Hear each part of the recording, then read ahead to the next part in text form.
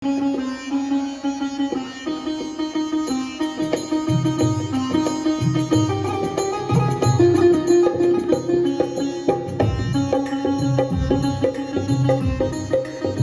जहां है जिसके चरणों में, नमन है मां के चरणों में।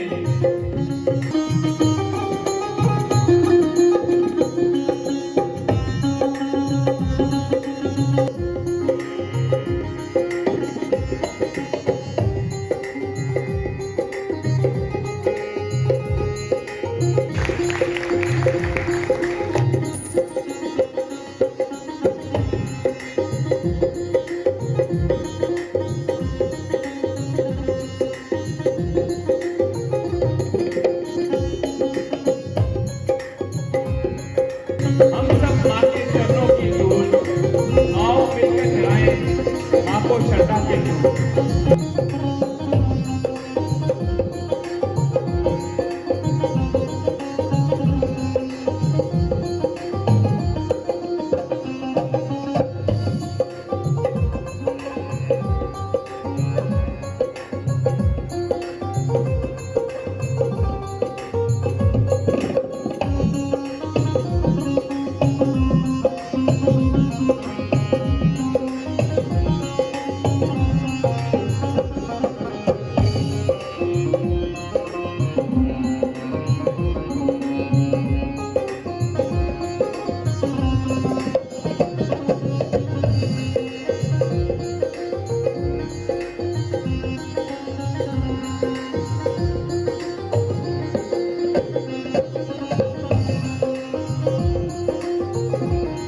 सबसे पहले मैं आज के हमारे मुख्य अतिथि धर्मवीर जी डीएसपी सिरसा, उनका जेसीडी विद्यापीठ परिवार की तरफ से हार्दिक अभिनंदन करता हूं, स्वागत करता हूं, जी आनंद करता हूं। जोरदार तालियों से सर का स्वागत किया जाए। मैं स्वागत करता हूं हमारे जेसीडी विद्यापीठ की मुखिया प्रबंध निदेशक डॉक्टर सुनील शर्मा जी का, जो आज इस प्रोग्राम की धुरी है और इस प्रोग्राम को ऑर्गेनाइज कराने में पूरा उनका योगदान है और आज की हमारी अध्यक्षता इस प्रोग्राम की कर रहे हैं, तो मैडम का और जोरदार तालियों से स्वागत किया जाए। मैं स्वागत करता हूं भारत भूषण प्रधान जी, जो चीफ एमडी बायोकॉल से हमारे बीच और हमारे परिवार के एक तरह से सदस्य हैं, बीच में रहते हैं। उनका मैं यहाँ पहुँचने पर अभिनंदन करता हूँ, स्वागत करता हूँ। मैं अभिनंदन करता हूँ गुरविंदर जी, जो हमारे भाई कन्हैया आश्रम से सेवा में लगे रहते हैं और हमारे बीच में आज आए, हमारे लिए बहुत ही आज गौरव की बात है। सर, मैं आपका यहाँ पहुँचने पर अभिनंदन करता हूँ, स्वागत करता हूँ। मैं अभिनंदन स्वागत करता हूँ सचदेवा मैडम, राकेश सचदेवा जी मैडम, जो प्रिंसिपल सिरसा स्कूल हैं, वो बिल्कुल 7 बजे एग्जैक्ट यहाँ पे उपस्थित थी, तो मैडम आपका तहे दिल से अभिनंदन स्वागत। मैं अभिनंदन स्वागत करता हूँ अपने प्राचार्य महोदय, हमारे कॉन्स्टिट्यूएंट कॉलेजेस में doctor Arindam Sarkar, doctor Dinesh Gupta, doctor Kuldeep, doctor Anupama, doctor Shikha Goyal और जेसीडी विद्यापीठ के रजिस्ट्रार डॉक्टर सुधांशु गुप्ता जी का, जो समय पर यहाँ आकर के इस प्रोग्राम की शोभा बढ़ा रहे हैं। मैं स्वागत करता हूँ विशाल जी, मैडम सीमा, जो हमेशा एक बुलावे पर हमारे बीच में समय पर आते हैं।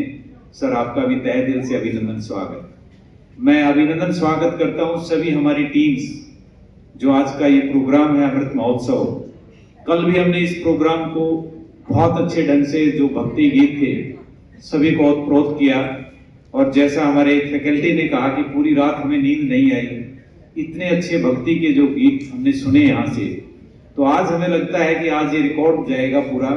और पहले ही मुझे पूरी उम्मीद है, क्योंकि इसके जो कलाकार हैं, इसको जो अभी प्रस्तुति देंगे, वो एक से एक बढ़ करके प्रस्तुति रहेगी। मैं ज़्यादा समय ना लेते हुए, हमारे गवर्नमेंट कॉलेज से भी हमारे बीच में प्रोफेसर सब बैठे हैं, उनका भी मैं अभिनंदन करता हूँ, स्वागत करता हूँ।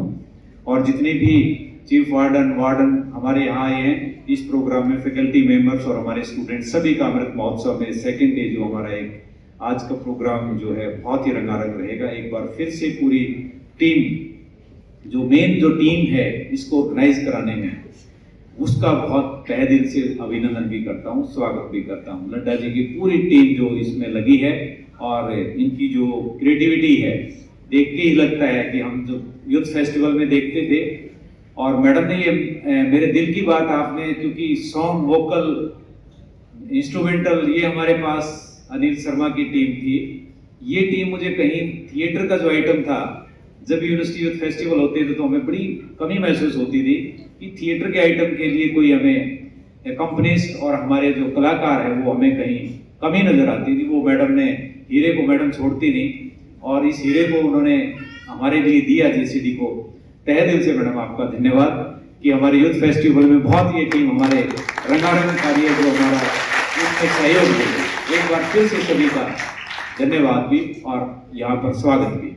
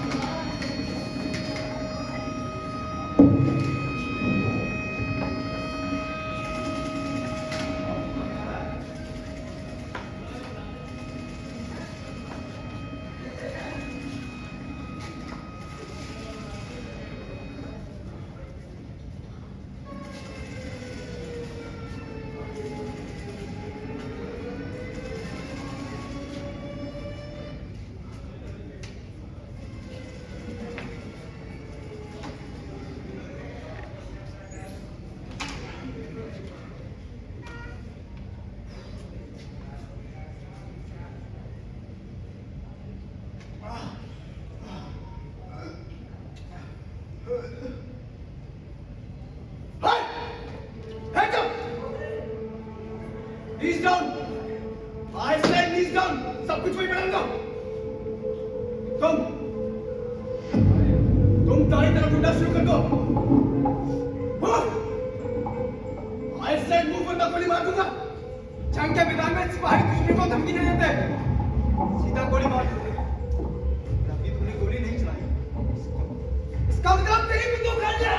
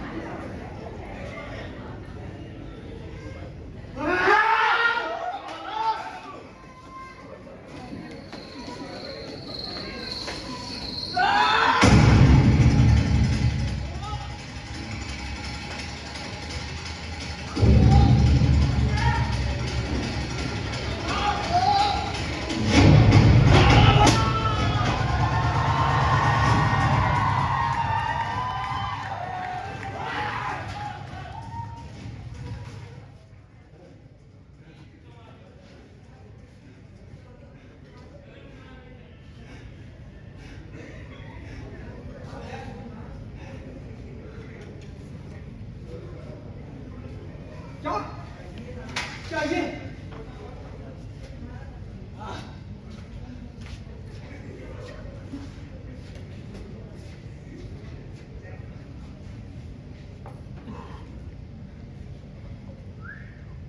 भाई जनाब तो रुखसत हो लिए, पर मैं इसे मारना नहीं चाहता था। मैं भी नहीं, पर ये तो क्यों इसकी लाश को कहीं छुपा दे। सिर्फ लाश छुपाने से कुछ नहीं होगा। वो लोग अपने साथी की मौत का बदला लेने और जरूर आएंगे।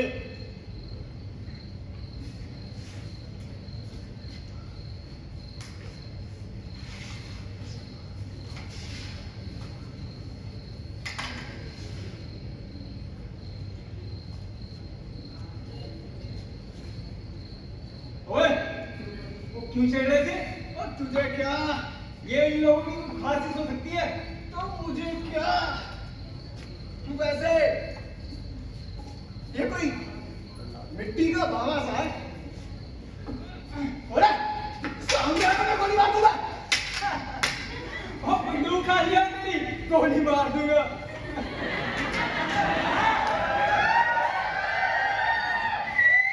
ओ सरदार जी, और बंदूक खाली हो भाई। अब तो मेरा जानते हम लोग अपना। और कौन सा कोई? और सब कुछ तो दे दिया तुम लोगों को। और तो कौन सा एहसान कर दिया? साला मिट्टी जेबे भर ली, हमें चलंदी पकड़ा दी। मार काट के वो सब अलग। किसने मार काट के चाहे हाथ जाता? टक पर के लाशें तुमने भेज दी हमने। ओ सरदार जी, वो अखबार में पहले जाके पहला ट्रक हिंदुस्तान से आएगा खून खून। बच्चों को भी नहीं छोड़ा तुम लोगों ने।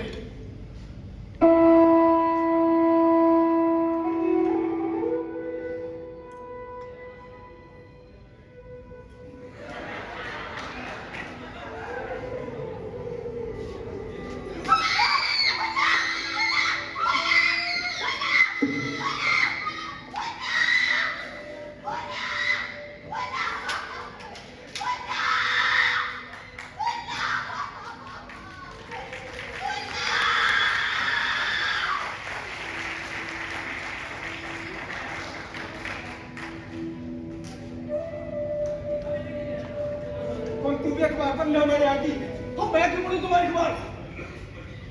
इन हाथों ने अपने सबों के टुकड़े बटोरे हैं और हमने नहीं उठाए थे। हम तुम्हें तो सियासत में ढूंढे अपने रिश्तेदारों को। साले चोर, हम कहते कौन सी सियासत बनाने में तुमने आगे कीजिए।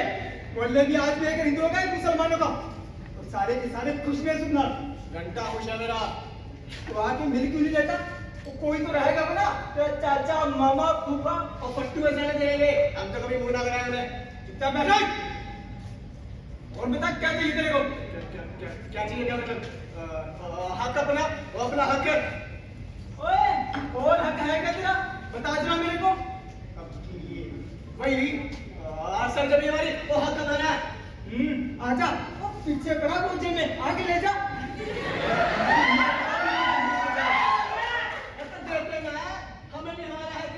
बराबर का बेटा, जितनी औकात थी ना उतना दे दिया। ओ बड़ू,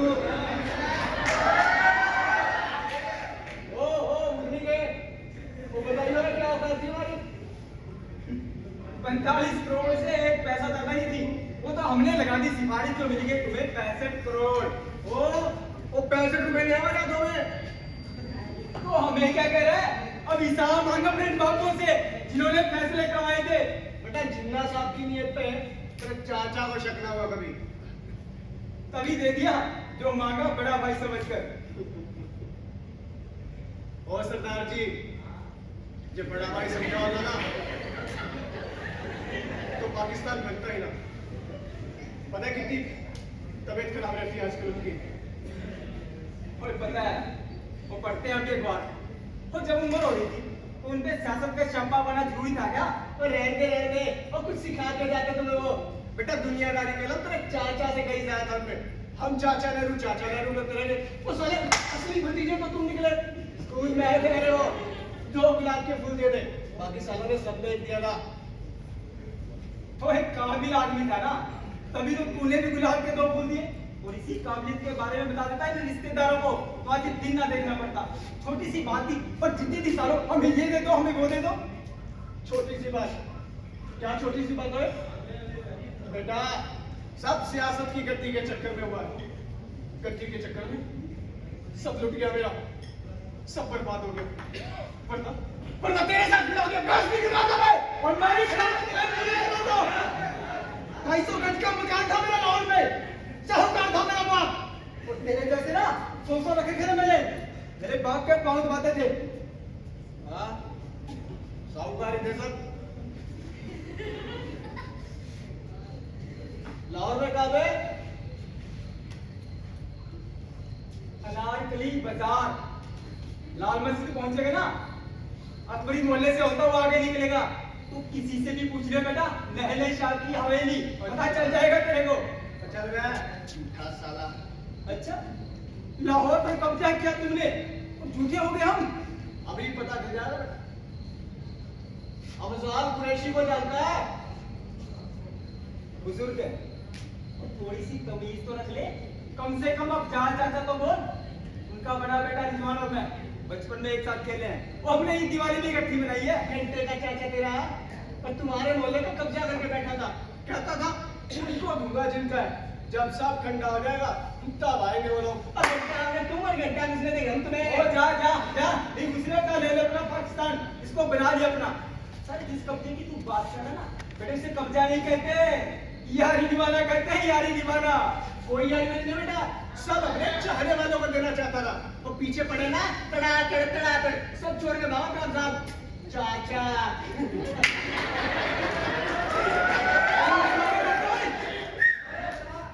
अरे मरता मरता था मेरा अपना चाचा। और तेरे जैसे कुत्ते को ना वहां हाथ भी ना लगाने देता किसी भी मकान को। सौंप कर आए थे हम, ये आते हैं लौट कर। मेरे प्यो ने ना चिट्ठी लिखी थी कि अब नहीं आ सकते, और तब जाकर मिले तेरे दोस्तों को हमारे मकान में कब्जे का स्टूडियम से। और इतना ही सगा जाता है गिरा क्यों? ओए तू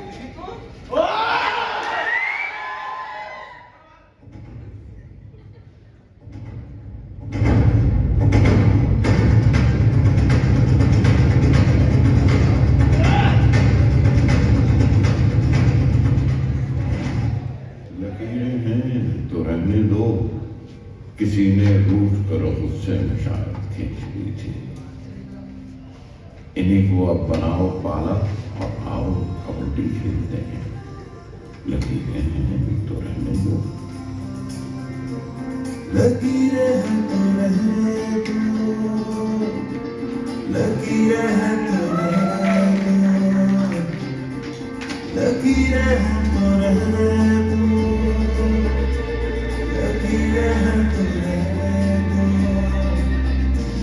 किसी ने रूठ कर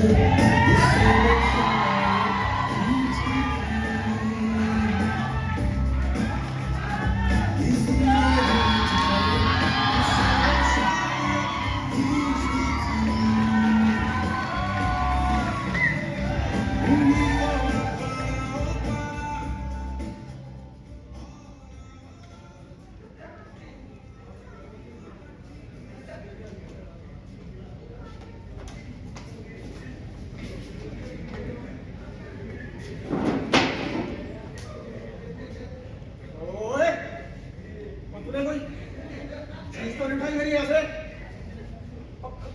और मैं तेरे बाप का नौकर हूँ जो तेरी चीजें संभालता फिरूं? ओ मैंने तुझे बुलाया तो मैं तो बावे से बात कर रहा था। बावे से बात कर रहा था, फिर ले लेना तबीयती भी बावे से।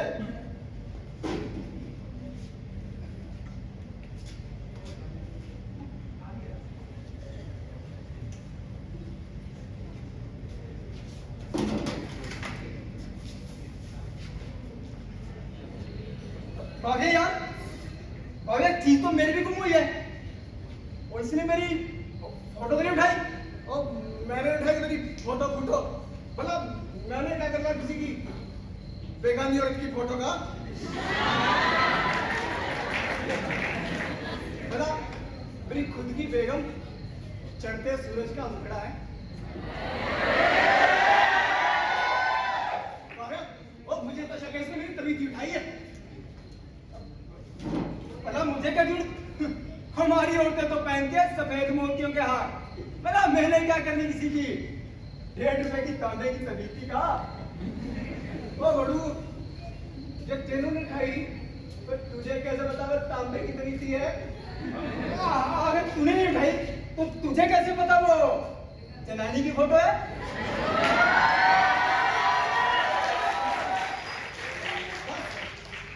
जान लिया, लगा लिया हिसाब।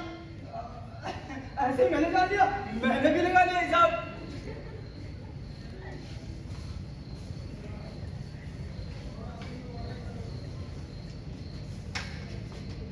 ओए, तू अंदर क्या कर रहा है? और तुझे क्या? ओ मैं तेरे बाप का नौकर नहीं हूँ, तू अंदर जाकर आराम से सो जा, मैं बाहर पैरा दूं। तो मुझे क्या? तो तुझे कहा किसने भूतनी के पैरा देने को? जा बेटा, बस सो जा। अगर वो लोग आ गए तो मैंने नहीं पूछा तुझे। ओ मैं अपनी खुद देख लूंगा। अब लगवा कोया। ओए ठीक है।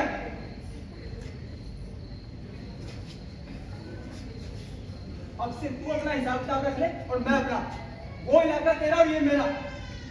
मेरा सामान तो उधर रह गया। ऐसे तो मेरा सामान भी उधर रह गया।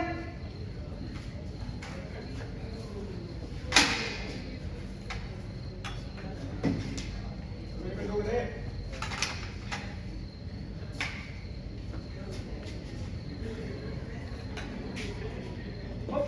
मेरी झोपड़ी तो उधर रह गई। ऐसे तो मेरे को ओ पेड़ भी उधर रह गया।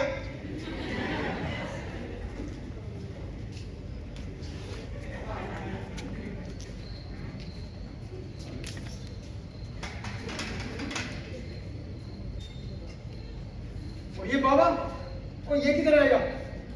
मेरे पास नहीं फालतू चीजों के लिए जगह। मैं संभाल इसे। ओ मुझे बड़ी जगह दे किधर है?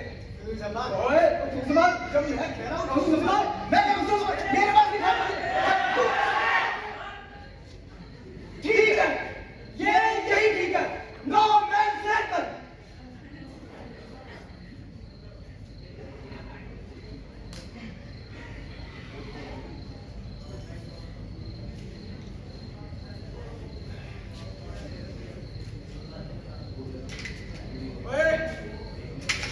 ये ले उस संभाल अपनी जनानी इधर भी लाहौर की तरफ फिर बताया नहीं। ओए तू भी अपनी तबीयत संभाल ले। तेरी मंगेतर उड़ी कर रही होगी फिर कहेगा हाथ से निकल गई।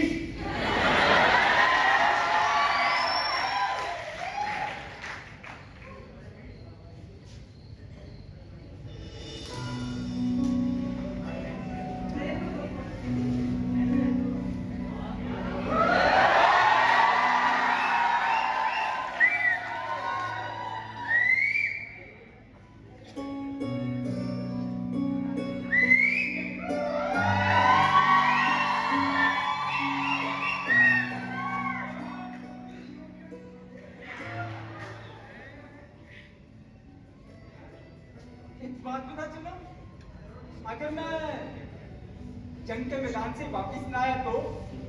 जी आप कोई ढंग की बात नहीं कर सकते। अभी 2 ही दिन तो हुए हैं हमारी शादी को और आप ही तो मरने भले जंग में जाने वाला सिपाही मरने और मारने की बातें तो करता ही है। भाई मुझे तो शक है मैं दहलीज निकलूंगा और तुम मुझे भूल जाओगी। मुझे तो लगता है कि आप मुझे भूल जाएंगे। मैं तुझे कैसे भूल जाऊंगा यार?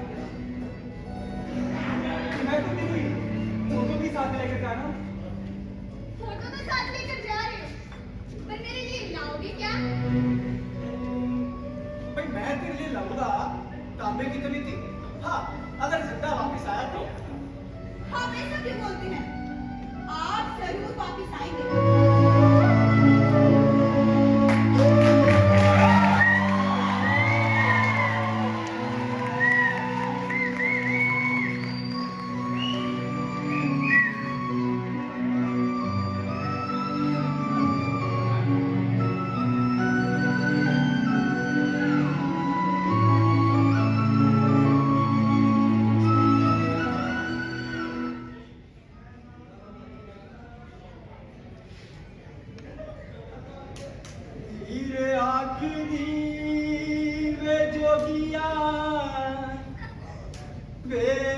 झूठ बोले ते कौन रुखड़े यार मनाव दाई होए सा कोई ना मिलिया मैं ढूंढ सकी वो जेड़ा गया मोड़ ले आ। ओए ओ दिखाई देता ही मेरा इलाका स्पेड करता पाकिस्तानी तेरी बात कुछ पेंडिंग नहीं करे रोक ले खींचा दीवार मेरा इलाका मेरी हीर मामा लगता है हीर का वो सरदार जी बड़ी डरावनी बात निकालता भाई मैं सोचा मेरे पे कोई कंबाइन चढ़ाई है। ओ सरदार जी वो मेरे पे ना सही बेचारे बारिश शाह पे तो रहम था बड़ी मोहब्बत मैंने चली गई बेचारे ने हीर और ये मेरे बाप वाली कुछ चीजें सुन हो गई तुम ठोक ले फिर अपने माँ वाले नीचे नीचे वाले सुन मेरा गला खराब है आज बताता तेरे को गला खराब है बड़े आलम लोहार का आलम लोहार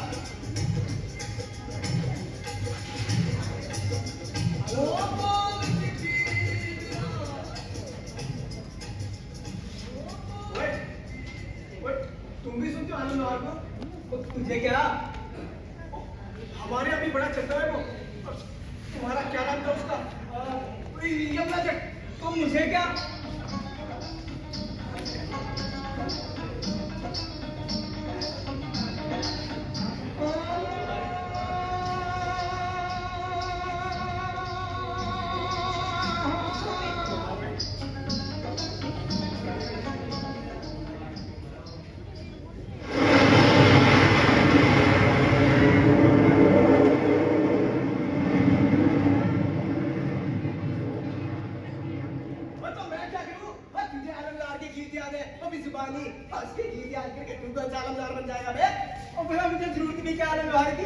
कौन सा वो तानसेन है गाने का तो पता नहीं उसे मैंने तुझे बुलाया मैं तो इसकी बात कर रहा था कौन ये मुर्दा हाँ हाँ मेरा मतलब ये यहाँ क्यों पड़ा है जा फेंका भाई मैं कह रहा था तू फेंका तो बेटा तेरा तो दोस्त है बातें करके निकल जाएगी उसके साथ ओए उठाई से तू खाते क्या हो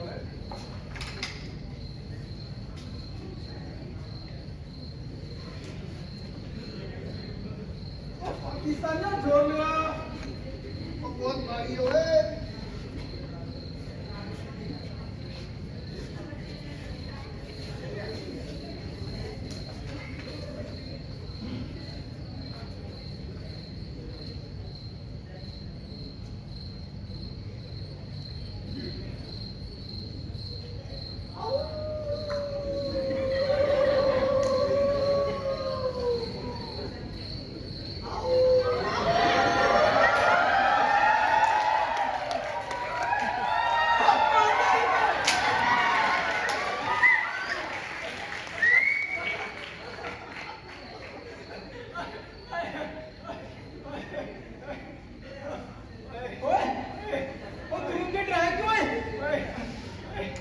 मैं तुझे बुला रहा था अरे तो ये भी कोई तरीका बुलाने का बुला रहा था और कैसे बुलाना चाहिए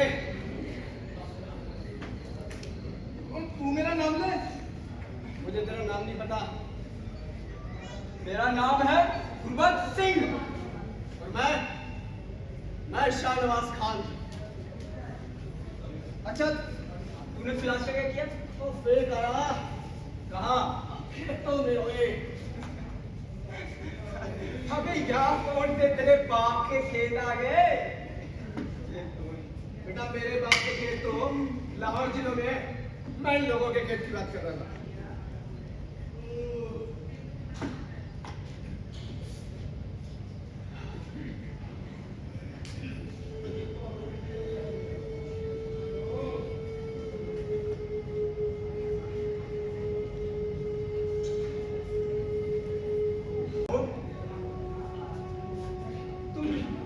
लाहौर में खेती करते हो खेती नहीं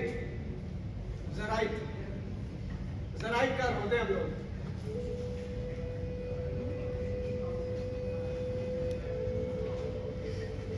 हमारे बुजुर्ग फसादों के वक्त लाहौर जिले से इधर आगे थे अमृतसर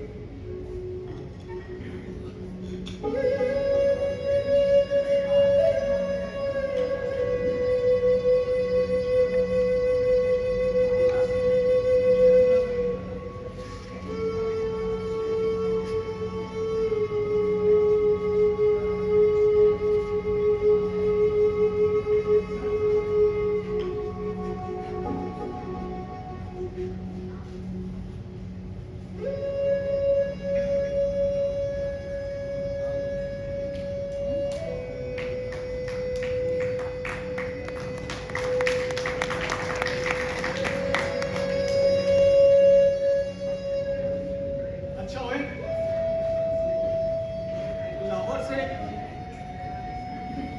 अमृतसर। हाँ, और बताते थे कि लाहौर से 10 मील की दूरी पर जमीन थी हमारी, और हमारी हरी के बरसातों के वक्त हमारे बुजुर्ग भी इधर आकर बस गए थे। अमृतसर से लाहौर।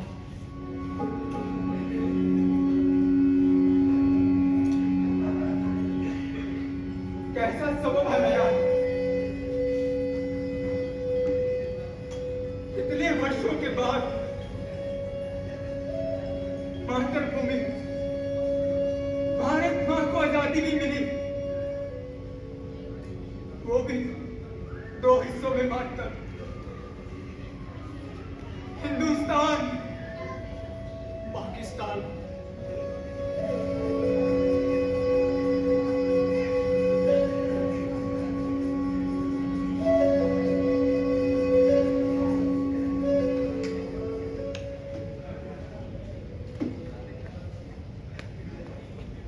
अच्छा, मौसम कैसा वहां का? मौसम मौसम तो एक जैसा ही होए। सुखना बारिश की बराबरी हुई है, सूरज भी बराबर निकलते हुए। पर हिंदुस्तान में आधा घंटा पहला निकलता हुए।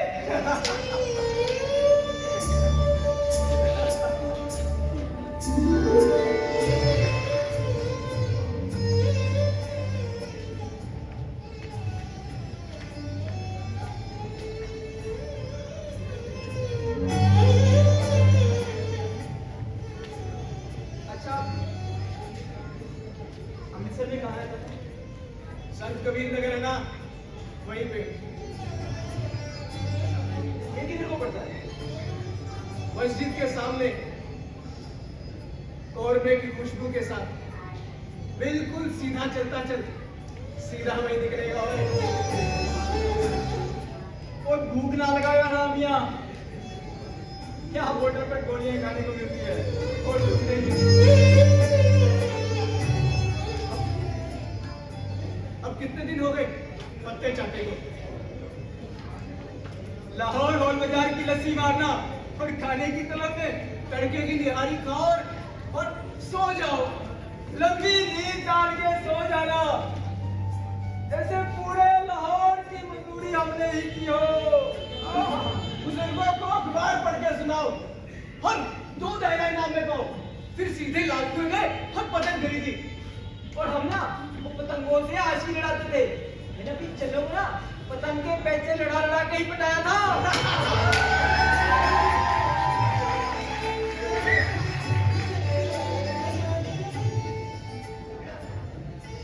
दोपहर के बाद शाम को खाट के पाए से बांधकर सो गई थी, सुबह वही खड़ी मिलती थी मस्जिद की गुंबद के ऊपर, जैसे रात भर अल्लाह मियां से खूब बातें की उसने।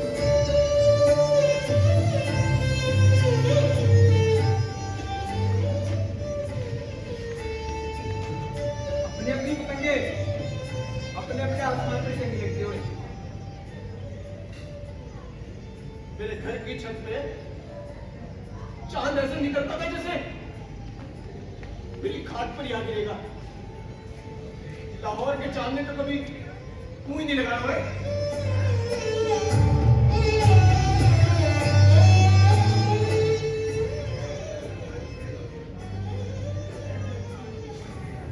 अपने अपने चांद बदलने हुए।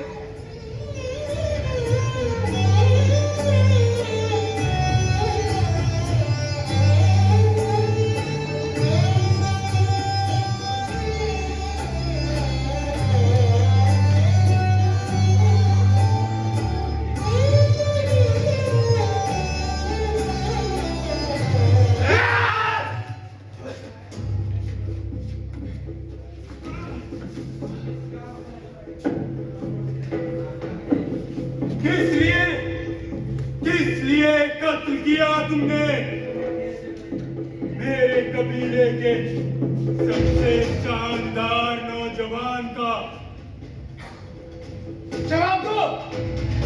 सरदार तुम्हें मुखातिब है। जी, हमने जानबूझकर नहीं मारा उसे। हम तो अपने बचाव के लिए लड़ते, अचानक उन्होंने नहीं, पहले तुमने हमला किया हमारे ऊपर। आखिर कौन हो तुम लोग और किस मकसद के लिए कर रहे हो तुम ये सब? जी, मैं सिपाही हूँ हिंदुस्तान देश का और मैं पाकिस्तान देश का। और तुम्हारे देश आपस में लड़ क्यों रहे हैं? और हमारी धरती को क्यों उजाड़ रहे हैं? हमने आप पर कोई हमला नहीं किया जी। ये तो जरूर इनके जहाज हो गए। इनको निशाना तो लगाना आता नहीं।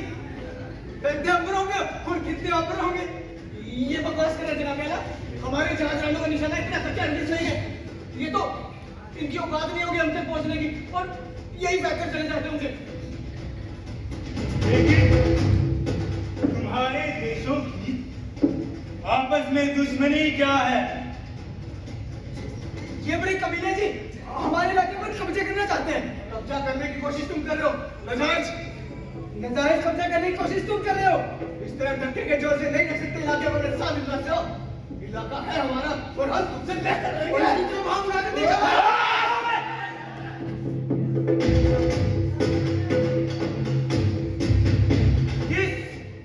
किस इलाके की बात कर रहे हो तुम लोग?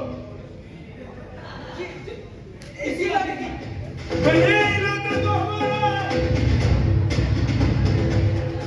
हम रहते आए हैं सदियों से यहाँ। हम जंगली लोग, हमारे घर, हमारे खेत, हमारा कबीला, हमारे पेड़ हैं यहाँ। आखिर तुम लोग लगते क्या हो इस इलाके? किया क्या है तुम लोगों ने इस इलाके के लिए? गुस्ताखी माफ सरदार। हमें जल्द से जल्द इस मसले का कुछ करना चाहिए और सुरक्षित जगह की तरफ चलना चाहिए। आप अपने नियमों के मुताबिक इनका फैसला करें और इन्हें सजा दें। तुम लोगों ने मेरे कबीले के नियमों को तोड़ा, हमारी धरती को उजाड़ा है और सबसे ज्यादा उस नौजवान का कत्ल किया है जिससे ये कबीला और जो इस कबीले से बेहद प्यार करता था। तुम्हारे इन सभी गुनाहों की एक ही सजा है, सजाए मौत। मौत, मौत, मौत।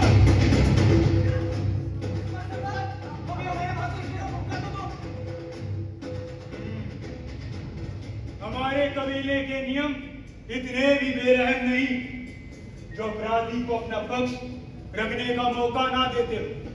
तुम अपना पक्ष रख सकते हो लेकिन जुबान से नहीं, वार से। सुमेधा,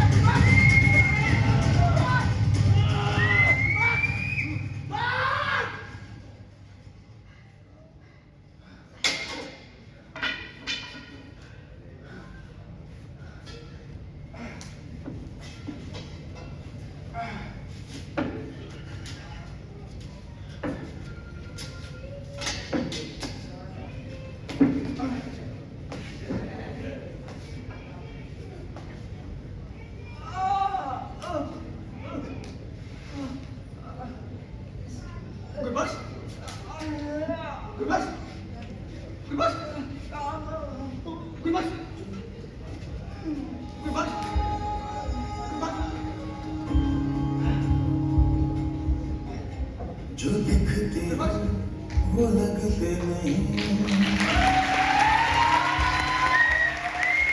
जो लगते हो।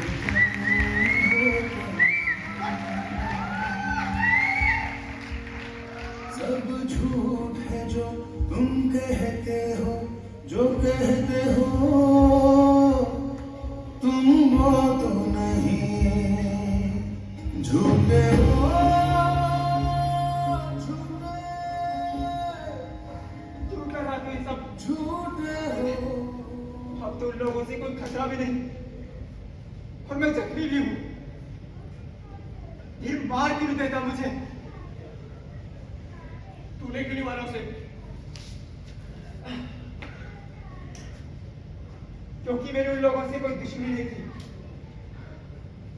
हाँ वे बगैर दुश्मनी के कोई किसी को कैसे मार सकता है? लेकिन हमारे बीच दुश्मनी है। हम उन दो देशों में सिपाही हैं जिनके बीच जंग चल रही है। हजारों दुश्मनियां हैं हमारे बीच। हाँ हजारों दुश्मनियां हैं हमारे बीच। हट हट याद है मुझे, एक से लेके 1000 तक। हाँ भव्या हजारों दुश्मनियां हैं हमारे बीच।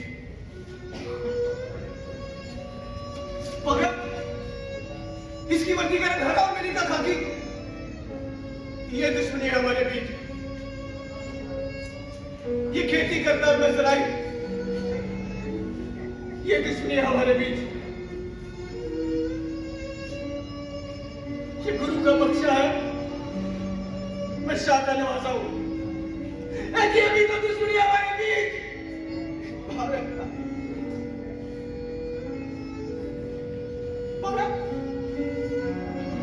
इनकी औरतें सफेद मोतियों की माला पहनती है और हमारी तांबे की तरी थी। ये भी तो दुश्मनी है हमारे बीच। यही रुचि सुरों में गाता, मिली सुरों में पाया। ये अमृतसर से लाया मैं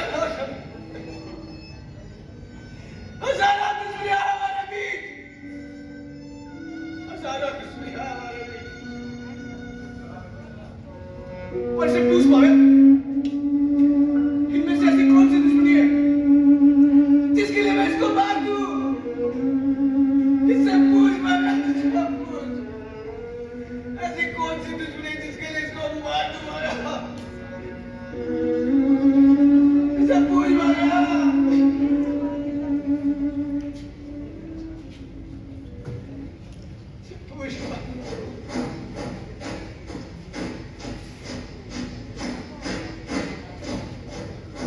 कुछ लोग आ रहे हैं, कुछ सिपाही आ रहे हैं। आज कौन से मुल्क के ये साफ नजर नहीं आ रहा। सिपाही नहीं आए, बंदूक है, क्या फर्क पड़ता है किसी भी मुल्क की। और शायरी से बाहर निकल गए तो वर्दी में घुस जा। आखिर ये वर्दी ही हमारी होनी है।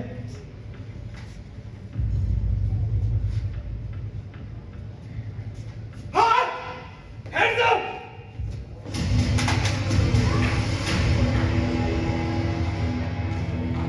Password! Operation Do or Die. Password second man. Operation No Enemy. Report! Sir! Hello, sir! Watson, sir! 13th Punjab Battalion, sir! Sir, आज सुबह हमारी बटालियन ने वर्ष कमांड के दुश्मन पर अटैक किया, सर! उनकी शाम तक सभी चौकियां तबाह की, सर! Welcome to Boxing! अगर ये पाकिस्तानी सर अंधेरे में भटक जाने के कारण मुझे यहाँ अपना लेनी पड़ी और ये पाकिस्तानी यहाँ पहले से मौजूद था, सर। तो फिर तूने इसे गोली क्यों नहीं मारी? मेरे एम्यूनेशन खत्म हो चुके थे, सर। फिर इसमें तुझे गोली क्यों नहीं मारी? इसका भी एम्यूनेशन खत्म हो चुके थे, sir. Oh, what a dramatic situation!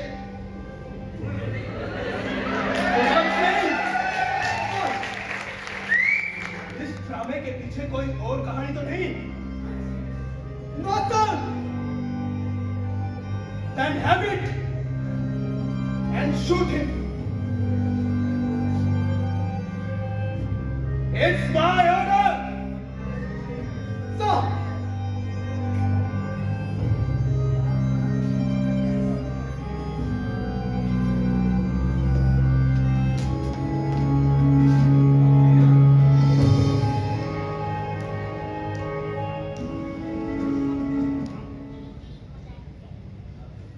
सोच क्या रहा है गुरबख्श सिंह?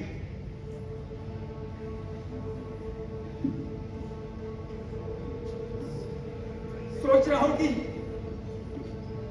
अगर मेरी जगह तू होता और तेरी जगह मैं अपने दिल पर बोझ मत रख यार। तेरी जगह मैं होता तो मैं भी यही करता और हमें तो तनख्वाह भी इसी बात की मिलती है।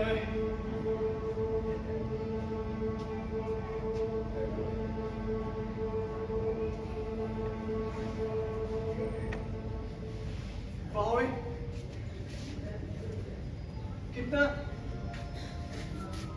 हसीन सूरज चढ़ा है। हसीन, हाँ, बिल्कुल मेरी बदलों के मुखड़े जैसा।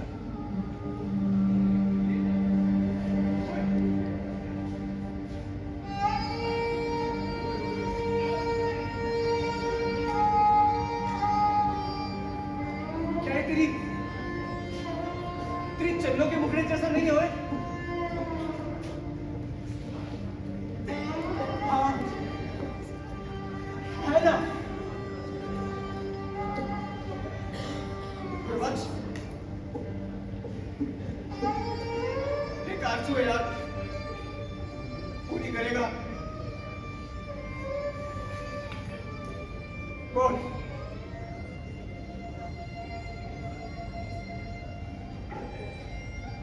ये तो बीती में अपनी बेगम पन्नों के लिए लेकर चला था। सोचा था उसे दूंगा, पर अब तो एक काम कर यार, इसे तू ले जा।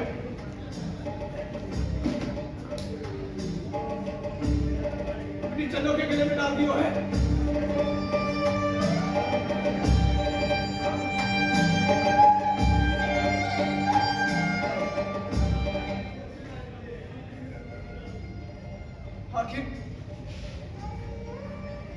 आखिर क्या फर्क है दोनों सूरजों में? मैं ये प्रीति लेते जाऊंगा शाहनाज, पर इसे अपनी चन्नों के गले में नहीं डालूंगा।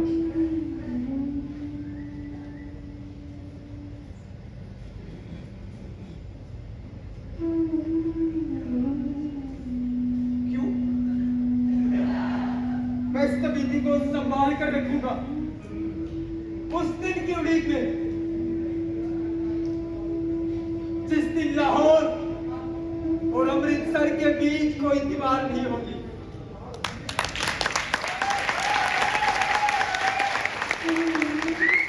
उस दिन जाऊंगा लाहौर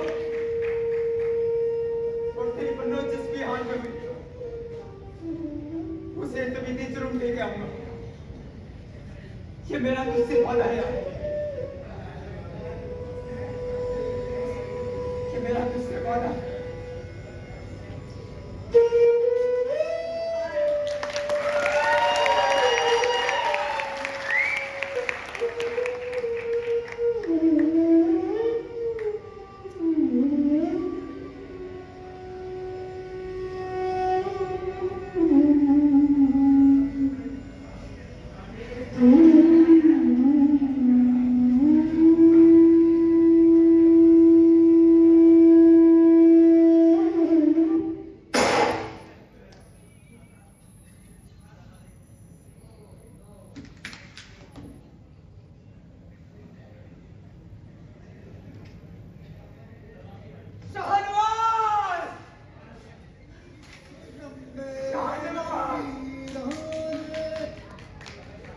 जंग से जंग होती है।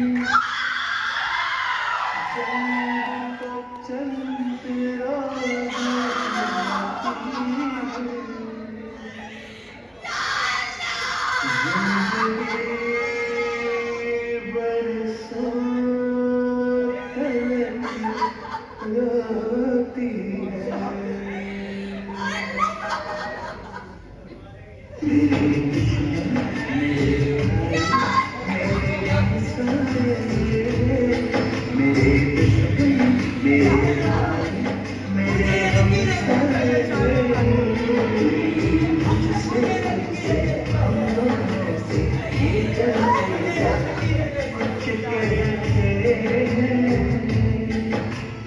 बर्बादी के सारे मंजर कुछ कहते हैं। मेरे दुश्मन, मेरे भाई, ये था नाटक डॉक्टर काली भूपिंदर द्वारा लिखित नाटक मिट्टी का बाबा।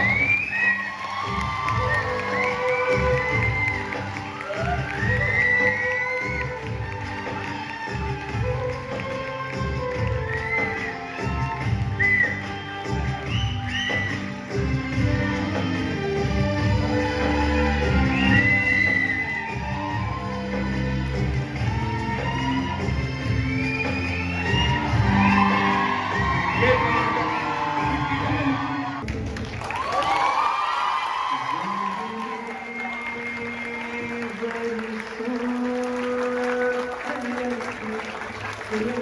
का बाबा।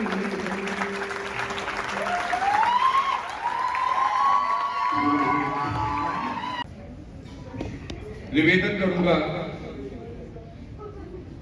हमारे आज के मुख्य अतिथि महोदय से कि वो मंच पर आए और अपने आशीर्वचन हमसे साझा करें। हमारे आज के मुख्य अतिथि महोदय धर्मवीर जी, मैं आपसे निवेदन में तालियों से हमारे मेहमान का सम्मान बढ़ाते रहे।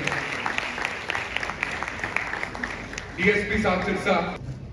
सबसे पहले आप सभी को सायकालीन नमन। और मैं बहुत आभारी हूँ अपने कर्नल जी का और पूरे जेसीडी परिवार का, और जो प्रस्तुति जो दी गई है इनका, मतलब इतनी अच्छी प्रस्तुति इनके लिए मैं अप्रिशिएट करता हूँ।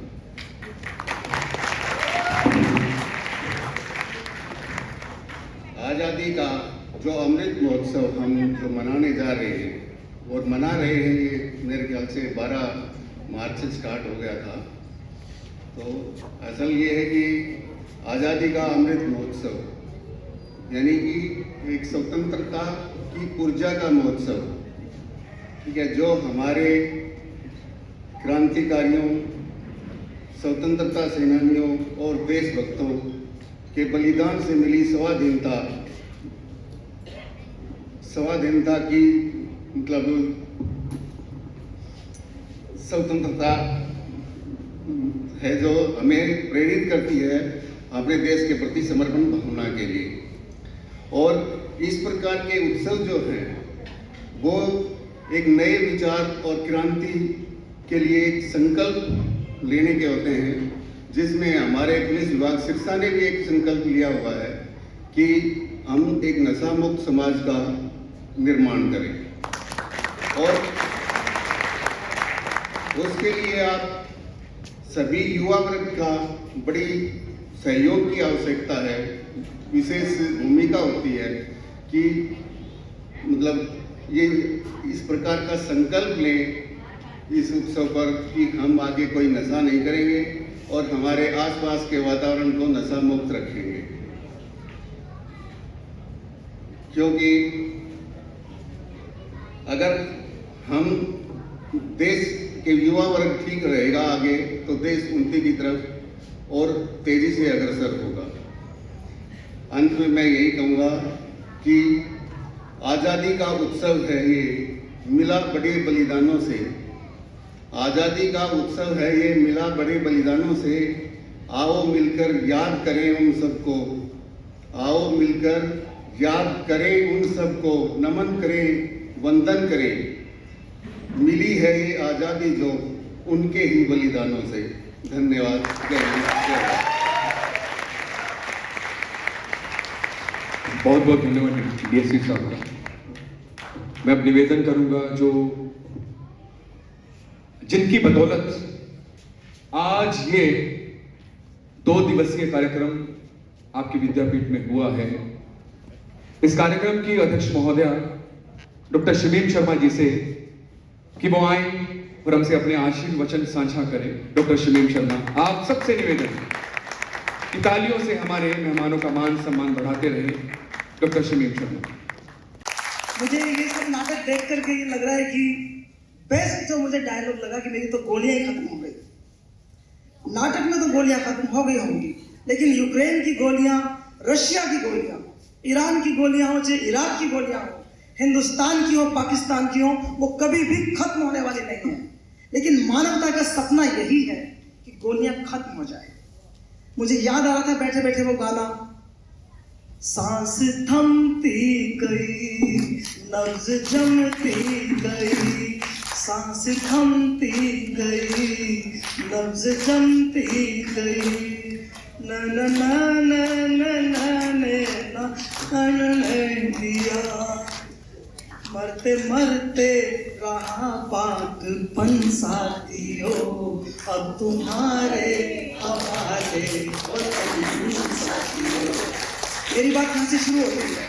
जब ये लोग मर रहे हैं, सिसक रहे हैं, तो गाना गा गा के बोलते हैं, अब तुम्हारे हवाले वतन साथियों, तुम्हारे हवाले, हमारे नहीं, हम तो सीनियर कैटेगरी में आ गए हैं। तुम्हारे हवाले इसलिए कि इनको यकीन था कि युवक ही जो हमारे देश की रक्षा सुरक्षा कर सकते हैं। लेकिन इन बेचारों को गोलियां खाते हुए, जख्मी होते हुए ये जरा भी आभास नहीं था कि जिसके हवाले हम वतन को करते जा रहे हैं वो युवा पीढ़ी तो डीएसपी साहब भी कह रहे थे, कोई गांजा, सुल्फा, चरस, भांग, चिट्टा, काला, पीला, पता नहीं क्या क्या पी के उल्टे पड़े हैं।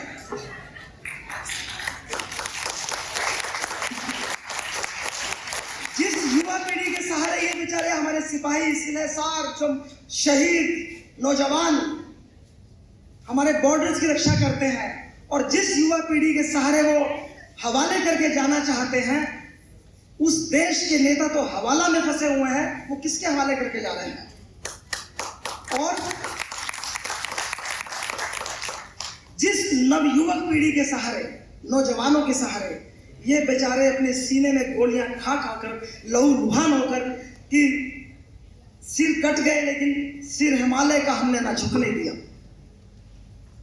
ये लोग जो हैं आप लोगों के सहारे छोड़ के जाते हैं, लेकिन हम लोग क्या करते हैं कि हम तो अपने सिरों को झुकाए बैठे हुए हैं, हमने सिर तानना बंद कर दिया और हमारा सिर झुका हुआ है किस पर? एक 10 इंच के, 6 इंच के, 8 इंच के मोबाइल के ऊपर। और वहां पे क्या आ रहा है? पोर्नोग्राफी की वो गंदगी जो आप बता भी नहीं सकते किसी को कि आप देख क्या रहे हैं। इसीलिए चोर की तरह हम देखते हैं, इसीलिए हम ये देखते हैं कि हमें कोई देखते हुए देख तो नहीं रहा। उस युवा पीढ़ी के सहारे इन बेचारों ने खा खा के गोलियां कर करके अपने जिस्म छलनी आपको देश सौंप दिया है। और अगर आप मेरी बात को कहते हो कि शमीम गलत बोल रही है, हमारी युवा पीढ़ी ऐसी नहीं है, अगर नहीं है तो मेरा सवाल ये है कि गली में अगर कोई ओबरा आदमी आ जाए, कोई अटपटा आदमी आ जाए, कोई अजनबी आ जाए, गली का कुत्ता भी भौंकता है। रात को चोर आ जाएगा, मेरे घर में कभी 3-4 बार सांप आ चुका, कुत्ता रहता है वो भी भौंकता है, ऐसी आवाजें करता है कि पता चल जाता है कि कुछ ना कुछ ओबरी चीज है।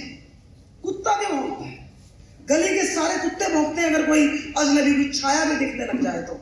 मेरी नौजवान पीढ़ी कैसी है? ऐसे ऐसे चोर संसद में चले गए, लुटेरे, अपहरणकर्ता, ऐसे ऐसे शोषक, ऐसे ऐसे नीच, ऐसे ऐसे निम्न स्तर के लोग संसद की कुर्सियों पे जाके बैठ गए और मेरे नवयुवक कोई शोर नहीं करते, चीखते पुकारते नहीं है। ये कैसी युवा पीढ़ी की हम बात कर रहे हैं? मुझे तो याद आते हैं कि बिल्कुल कहीं दूर नहीं लेके जाना चाहती मैं आपको, हमारे जीवन नगर जो कि मशहूर है कूका मूवमेंट के लिए, नामधारियों के लिए। नामधारी एक सरदारों की पंक्ति है अलग से। नामधारी क्यों कहते हैं उनको? क्योंकि अपने संतों का राम सिंह जी ने शुरू किया था, बहनी साहब नाम पड़ गया, लुधियाना के पास है। तो ज्यादा विस्तृत नहीं करूंगी, लेकिन एक घटना सिर्फ 1872 की, यानी कि लगभग आज से 160 साल पहले 12 जनवरी का दिन, और वो लोग अपना आंदोलन कर रहे थे। उन आंदोलनकारियों के ऊपर उस वक्त के जो कमिश्नर थे मलेरकोटला के इधर के इलाके के, उनका नाम था मिस्टर एल कावन, एल फॉर लॉयन, एल कावन। उन्होंने उनको पकड़ा, अटैक किया और 66 लोगों को तोप के सामने खड़े होकर के कट कट कट ऐसे उड़ा दिया उनको। देश की आजादी की बात कर रहे थे, अंग्रेजों की खिलाफत की बात कर रहे थे। यहां तक भी मेरा सरोकार नहीं है, हम युवा पीढ़ी से जुड़ना चाहते हैं। उस 66 लोगों के अंदर एक 12 साल का लड़का था, बच्चा किशन सिंह।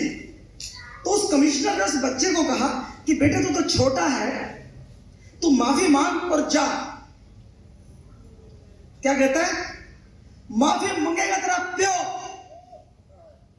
और उछल के उस बच्चे ने उस 6 फुट 2 इंच के एल कावन जो कमिश्नर थे उनकी दाढ़ी पकड़ ली और छोड़ी नहीं, और तलवार से उस 12 साल के बच्चे का सिर काटा गया था।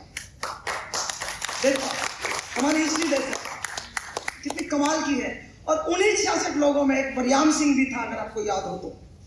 वरियाम सिंह, कूका मूवमेंट पढ़ के देखना, ऐसे रोंगटे खड़े हो जाएंगे आपके लिए। वरियाम सिंह का कद छोटा था। ये तोप है, ये तोप की नाक सामने आ रही है, तो कमिश्नर ने कहा कि वरियाम सिंह तुम जाओ, तुम्हारा कद छोटा है और ये गोला जब इसमें से निकलेगा तो तुम्हारे नहीं लगेगा, तुम छोटे रह जाते हो। वरियाम सिंह गया पास के खेत में, 3 ईंटें लेके आया, खड़ा हो गया, बोला ले हुण चला तू तोप, धर्म दी कोई गल नहीं है। ये वरियाम सिंह की संतान है।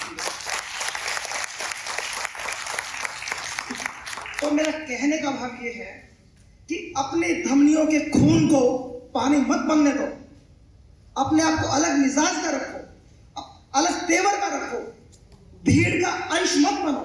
कम से कम कोई तो ये कहने वाला हो कि हमारे विद्यापीठ का नौजवान, जो कि लोग कहते भी हैं, बिल्कुल अलग है। जो अनुशासनहीनता, जो अनैतिकता, जो अभद्रता आपको बाहर दूर दराज में कहीं मिलती है, मैंने कभी नहीं देखा कि मेरे विद्यापीठ के अंदर उस तरह की कोई गुस्ताखियां यहाँ पर देखने में आती है।